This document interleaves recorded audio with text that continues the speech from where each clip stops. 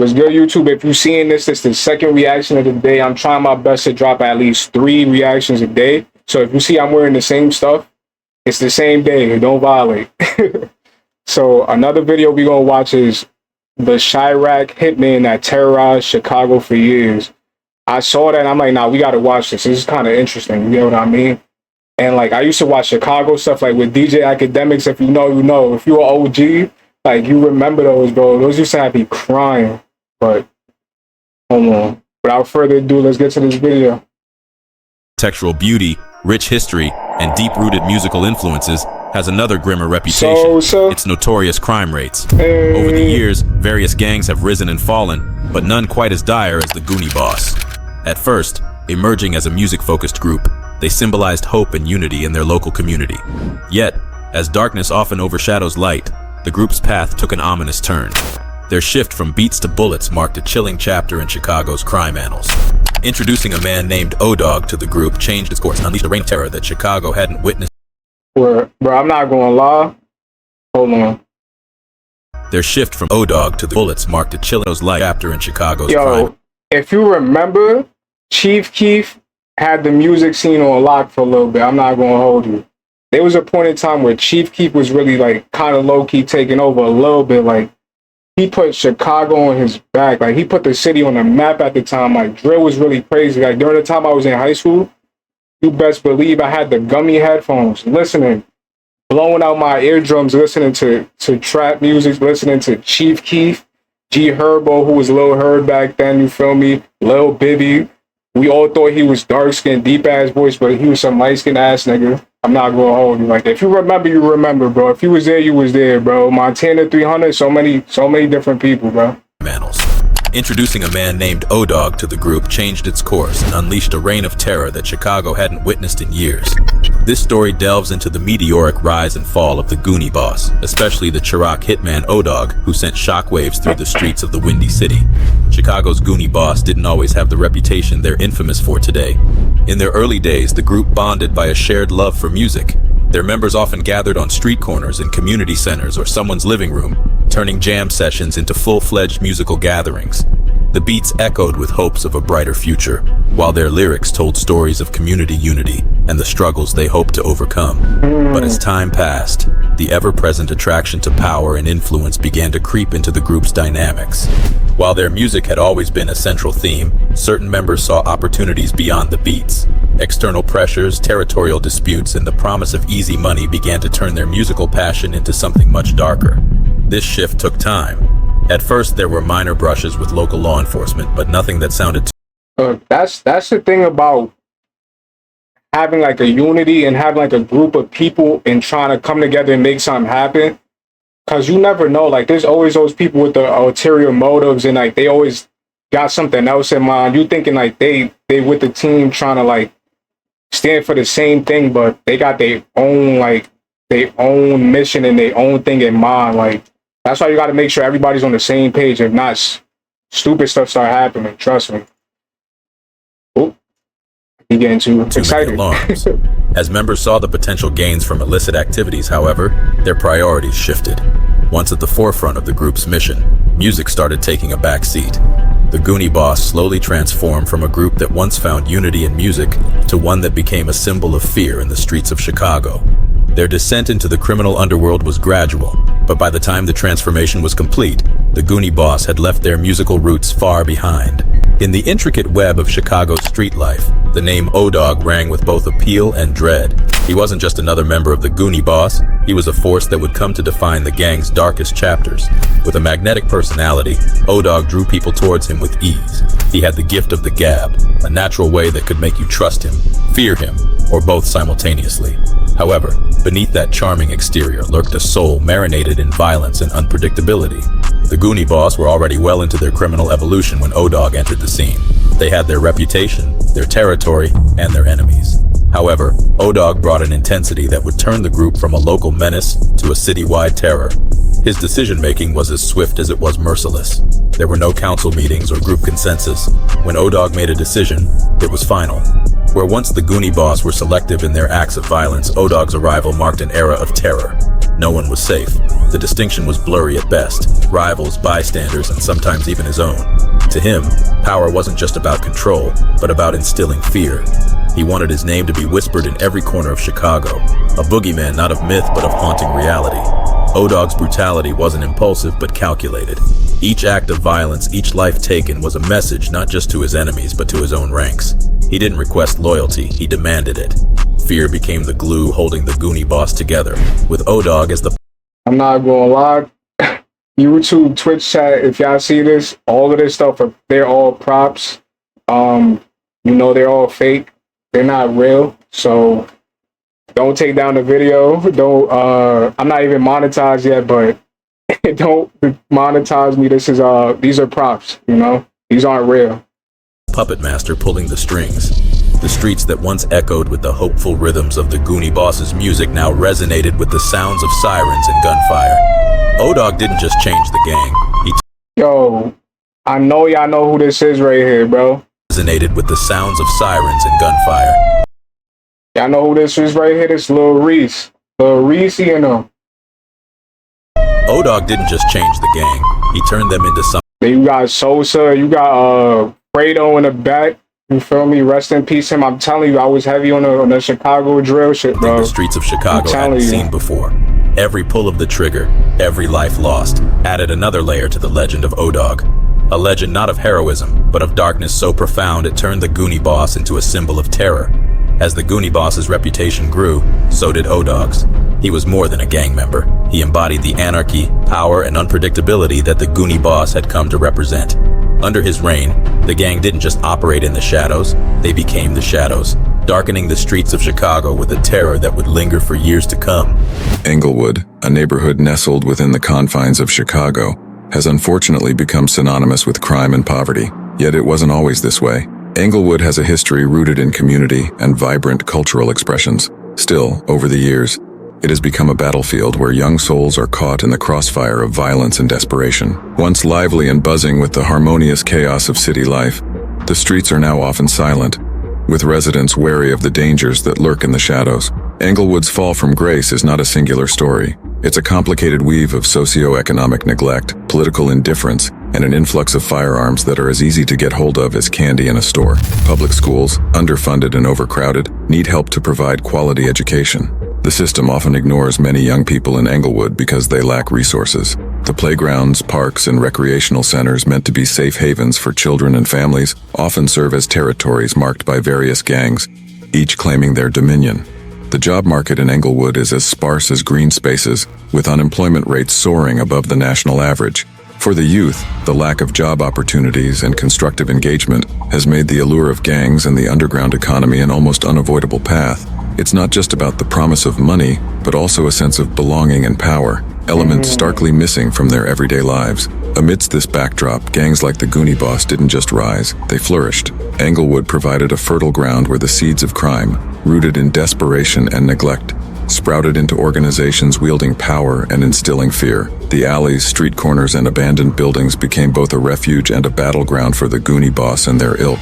The drugs and gun culture isn't an anomaly. It's a natural offspring of years of systemic failures. The Goonie Boss, armed and dangerous, were as much a product of their environment as they contributed to its decay. Every gunshot, every crime committed, is not just a reflection of the gang's power, but also a painful reminder of Englewood's unattended wounds. The narrative of Englewood is intricate, a mix of neglect and resilience, fear and hope. Each story of violence and crime is also a call to attention, a plea for intervention, not just in the lives of those caught in the gang culture, but in the very fabric of a community that, despite its challenges, holds the potential for renewal and transformation. In understanding the Goonie Boss, one must also peer deeply into the scars and untapped potentials of Englewood, a neighborhood yearning for a narrative shift. Englewood's bloody tapestry is woven with intricate patterns of gang rivalries and alliances. Amidst this volatile mix, the Goonie Boss carved out their notorious niche. Their rise to power wasn't isolated, but influenced, shaped, and at times hindered by the presence of other formidable gangs, like the Black Disciples and Gangster Disciples. Englewood wasn't just a neighborhood. You hear that, Black Disciples. I'm pretty sure, like, when they be like, on BD in them, I'm pretty sure that's what BD stand for, I think. and GD, I think it's a Gangster's Disciple. If you're from Chicago and you know, let me know. But I think that's what that is. I'm not gonna lie. Correct me if I'm wrong, though. Fact check me.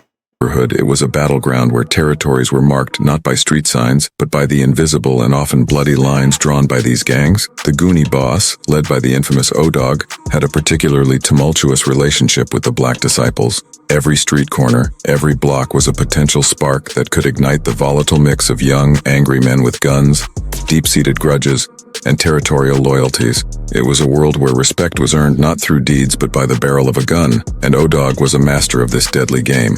In one haunting incident, the brutal murder of a 16-year-old boy named Travis, a member of the Black Disciples by the Goonie boss, highlighted the vicious cycle of violence that plagued Englewood. Travis wasn't just a casualty. He was a message, a terrifying reminder of the Goonie boss's power and brutality.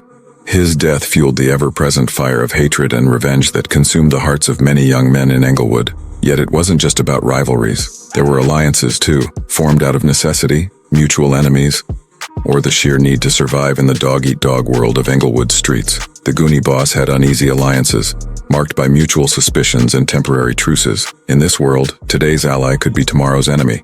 One such alliance saw the Goonie boss and gangster disciples momentarily put aside their differences to face a common enemy. It was a partnership. Okay, he said it. So I feel like I knew what I was talking about, you feel me? But still, fact check me if I'm wrong. Of convenience, devoid of trust, but fueled by mutual interests. Yet, these alliances were as fragile as they were dangerous, a thin veil of cooperation that could shatter at the slightest provocation, plunging the gangs back into the familiar territories of violence and revenge. Gerald Sears' death was the climax of O-Dog's lawless ways, a soul taken in error, a life snuffed out not by targeted evil, but sheer recklessness.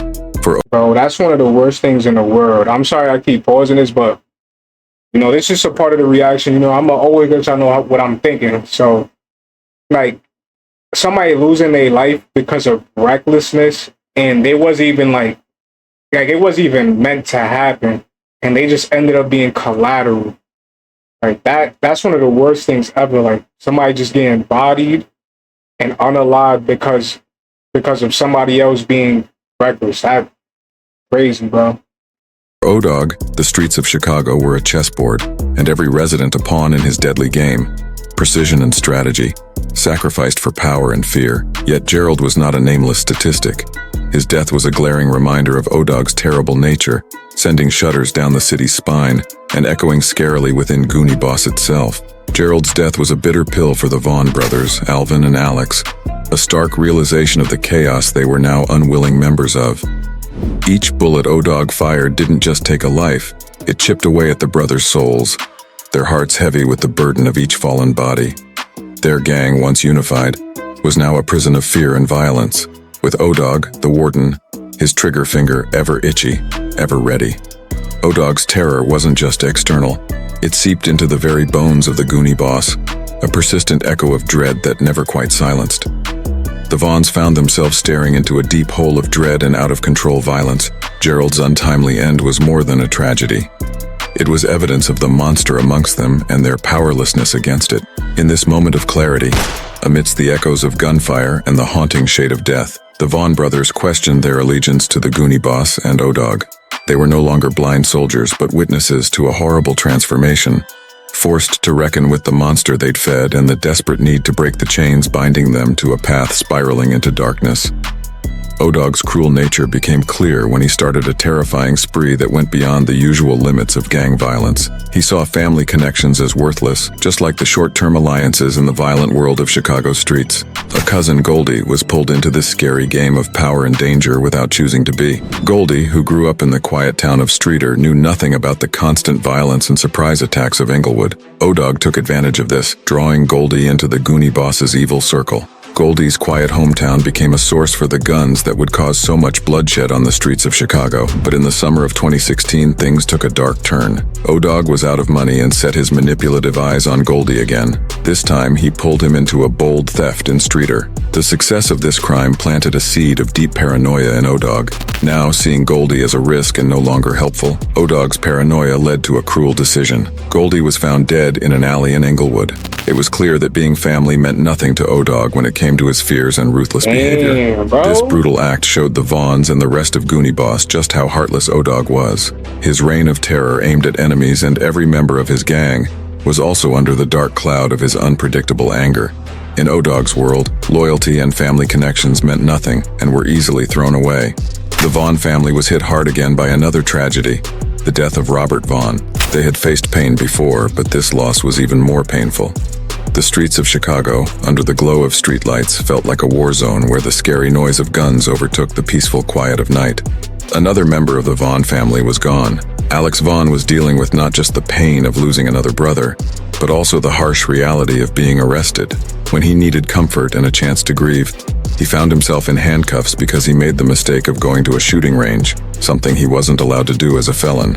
While Alex sat in the cold and unfriendly space of a police station, filled with sadness and anger, he started to rethink who he was loyal to. He was stuck behind bars, while O-Dog, who caused so much pain and fear, was still out there, free and unchallenged. This unfairness lit a fire inside Alex. Suddenly, Alex went from being part of the feared Goonie Boss to someone who talked to the police. Every word he spoke to them was a mix of releasing his pent-up feelings and feeling like he was betraying his own.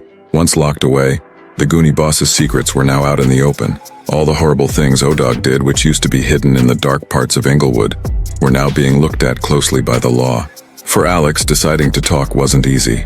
Alex Vaughn's internal world was a battleground, racked by conflicting loyalties and haunting memories. The death of his brother Robert was a shattering blow, and behind bars, Alex was cornered by his own conscience. The cold, stark walls of the jail cell were silent witnesses to his nightly battles with his demons. Every gunshot that O-Dog fired not only echoed in the streets of Englewood, but also resounded in the corridors of Alex's mind. He was haunted by the lives lost, faces that appeared in his dreams, and voices that echoed accusations of complicity.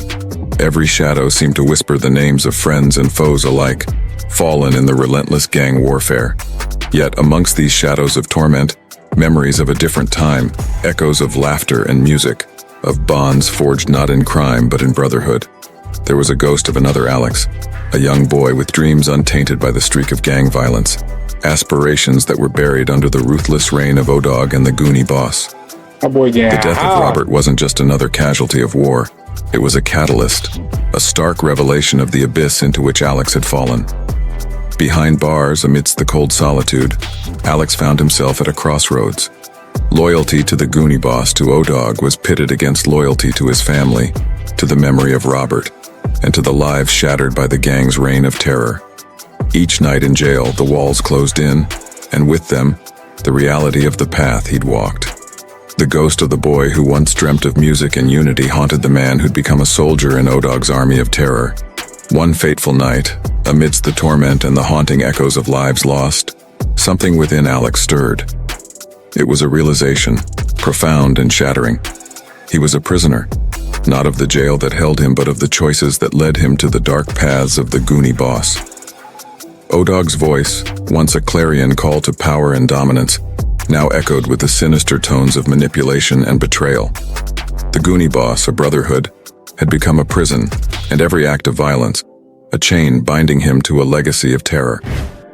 As the dawn pierced through the jail's bars, illuminating the cold cell, a revelation dawned upon Alex. Freedom wasn't just a release from jail. It was liberation from the chains of complicity, silence, and fear. It was a journey back to the ghost of the boy with dreams, the echoes of music and unity, the paths untainted by the bloodshed. In this moment of revelation, amidst the intertwining shadows of torment and awakening, the seeds of betrayal were sown. Yet this betrayal was not just of the Goonie Boss, but a betrayal of the silence that made him a prisoner of his own choices. As he ventured into this daunting path of revelation, Alex was not alone. The ghost of the boy with dreams, the echoes of another life, walked with him. The journey to become a witness against the Goonie Boss was a pilgrimage, not just towards justice for the lives lost, but redemption for the soul, ensnared in the battleground of conflicting loyalties and haunting memories. The reign of terror unleashed by O-Dog and the Goonie Boss didn't just leave marks on the streets of the Englewood community. It seeped into the lives of every resident. The echoes of gunshots weren't mere sounds, but reminders of the menace that lurked around every corner. The violence that was normalized for the gang members was a haunting nightmare for the community, turning homes into prisons and neighborhoods into war zones. Children in Englewood grew up with a knowledge far beyond their tender age. They learned the sounds of gunshots before they could fully grasp the alphabet. Every life claimed by the Goonies. I'm not gonna lie. That's definitely how it was. Like I'm from New York, you feel me? So if you like were at a certain time period, like I mean it's still like that in certain areas, but like if you grew up in the P's, the projects here in New York, and you was like around a certain like time period, bro, it was the same way, bro. Like gunshots every other night in GTA RP, obviously that's what I'm talking about.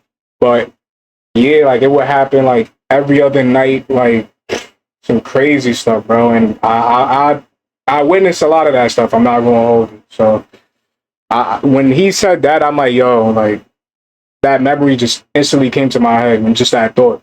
Goonie Boss marked a family forever marred by loss, an empty classroom seat, and a future forever unfulfilled. O-Dog's name evoked more than fear. It was synonymous with the grief and anguish that hung heavily over Englewood. Yet amidst this overwhelming despair, there were sparks of resilience. Life in Englewood wasn't defined solely by the Goonie Boss's tyranny. There were stories of hope and defiance in the quiet corners where the gang's shadows didn't reach. Weary yet unbowed residents strived to reclaim the narrative of their beloved neighborhood. Every bullet fired by O-Dog and his gang was met with the silent, indomitable spirit of a community refusing to be broken. The world outside Englewood wasn't blind to its sufferings. There were efforts to stem the tide of violence, initiatives born from the realization that the gunshots echoing in the streets of Englewood were cries for help that couldn't be ignored. Nonprofit organizations, community leaders, and even former gang members stood on the front lines of this silent war. They were armed not with weapons, but with education, outreach programs, and an unwavering belief in the potential for transformation. Every life claimed by the Goonie Boss and every act of terror orchestrated by O-Dog sparked an opposing force of resilience. Englewood was a community marred by violence but defined by its indomitable spirit. Each mural painted on the walls served as a canvas of defiance. Every community outreach program was a testament to the neighborhood's refusal to be defined by its darkest chapters. In the aftermath of the Goonie Boss's reign, Englewood stood not as a monument of terror, but as a testament to the undying human spirit. It bore its scars with grace, a community marked by violence yet defined by resilience. The narrative of Englewood wasn't written by O-Dog's bullets, but by the silent, persistent stories of hope and defiance that echoed louder than any gunshot. Every alleyway that witnessed violence also bore testament to acts of kindness and courage that defied the narrative of terror. Englewood, in its silence, narrated a tale not of subjugation, but of defiance. The law was closing in on the Goonie Boss, thanks to Alex Vaughn's painful but necessary decision to share their secrets. His detailed information paved the way for law enforcement to build a strong RICO case against the gang. It was a comprehensive legal approach designed to uproot organized criminal gangs. And now, it was zeroing in on the Goonie Boss. This was the beginning of their downfall. A change spurred by the combination of Alex's insider information and law enforcement's determination to end the reign of terror. Meanwhile, the Chicago police were becoming increasingly aware of the chaos and violence that seemed to follow O-Dog. They started to study the pattern, looking closely at crime rates and violence in the city, and the connection to O-Dog was too significant to ignore. Every time O-Dog was in town, crime spiked. The streets of Chicago, particularly Englewood, became more dangerous. Bro, do you know how much of a menace you gotta be that every time you come, the rates just go up like every time? Like when you're not there, it's peaceful or maybe less dangerous and less violent. But then every time you pop up, it just shoots up. Like that's crazy, bro. Like you really gotta be a different type of menace. Echoing with the sounds of violence and fear. And when he was gone, a noticeable dip in crime followed. It was a pattern too consistent to be a coincidence. O-Dog was not just a member of the Goonie Boss, he was a catalyst of crime, a storm that brought chaos wherever he went. This revelation, backed by concrete data and stark figures, accelerated the legal proceedings against the gang. The police were now armed with not just the testimonies and insider information provided by Alex, but also a solid set of data linking O-Dog and the Goonie boss to the heightened crime rates. The net was closing in. A legal hammer was poised to strike, and the hour of reckoning for the Goonie boss, particularly O-Dog, the Chirac hitman who had spread terror in Chicago for years, was imminent. Every piece of evidence, data, and every testimony was a nail in the coffin of the Goonie boss's reign of terror. The takedown was not just inevitable, it was necessary to restore peace in the streets of Chicago. The streets of Chicago bore silent witness as the empire of terror built by